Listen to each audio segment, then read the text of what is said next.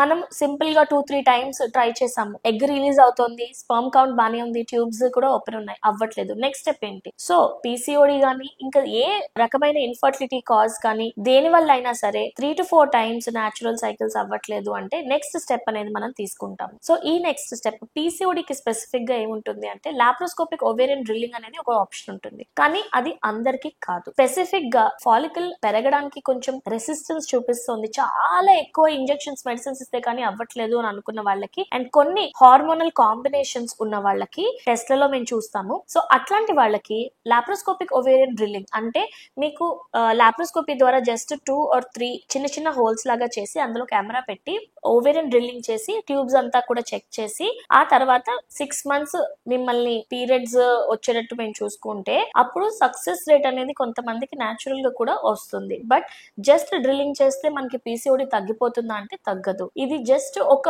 One of the treatments మనకి ఉన్న hormone imbalance ని తగ్గించడానికి.